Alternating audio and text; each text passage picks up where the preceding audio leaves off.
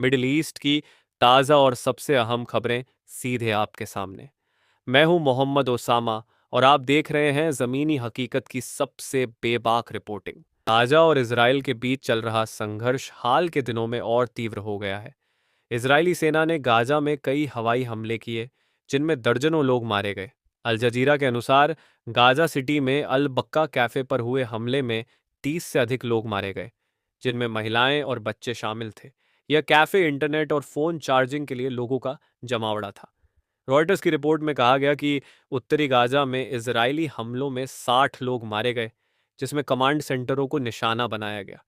Israeli सेना ने दावा किया कि उसने नागरिकों को नुकसान से बचाने के उपाय किए, लेकिन प्रत्यक्षदर्शियों ने बताया कि हमलों में स्कूल और घर तबाह हो गए।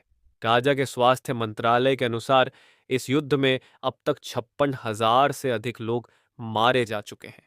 इसराइल ने उत्तर गाजा में बड़े पैमाने पर लोगों को हटाने का आदेश दिया, जिससे हजारों लोग विस्थापित हुए। एक स्थानीय निवासी सलाह ने गार्जियन को बताया कि विस्फोट रुके नहीं, यह भूकंप जैसा था। इस बीच अमेरिकी दबाव में गाजा में युद्ध विराम की कोशिशें तेज हो रही हैं। राष्ट्रपति ट्रंप ने 60 दिन के युद्ध विराम का प्रस्ताव रखा, जिसे इजराइल ने स्वीकार कर लिया, लेकिन हमास की प्रतिक्रिया का इंतजार है। सीएनएन की रिपोर्ट के अनुसार इजरायली प्रधानमंत्री नेतन्याहू ने कहा कि हाल की सैन्य कार्रवाइयों ने बंधकों की रिहाई के अवसर खोले हैं। गाजा में 50 बंधक अभी भी हमास के कब्जे में हैं, जिनमें से अधिक के मृत होने की आशंका है। द टाइम्स ऑफ इसराइल के अनुसार मिस्र और कतर जैसे मध्यस्थ देश युद्ध विराम के लिए दबाव बना रहे हैं, लेकिन इसराइल और हमास के बीच कई मुद्दों पर असहमति बनी हुई है, जैसे कि हमास का निरस्त्रीकरण और गाजा की आबादी का पुनर्वास। गाजा में मानवीय संकट गहरा गया है। यूनिसेफ की रिपोर्ट के अनुसार 66 बच्चे कुपोषण के कारण मर चुके हैं। इसराइल की नाकेबंदी ने खाद्य और दवा आपूर्ति को बुरी तरह प्रभावित किया है।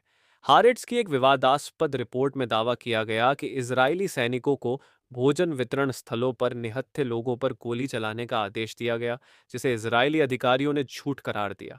इस बीच गाजा ह्यूमैनिटेरियन फाउंडेशन की कार्यप्रणाली की भी आलोचना हो रही है, क्योंकि इसके पास भोजन वितरण के दौरान सैकड़ों लोग मारे गए। दुनिया भर की अन्य खबरों में ईरान और इसराइल के बीच 12 दिन के युद्ध के बाद युद्ध विराम हुआ, जिसे ट्रंप ने सफलता बताया।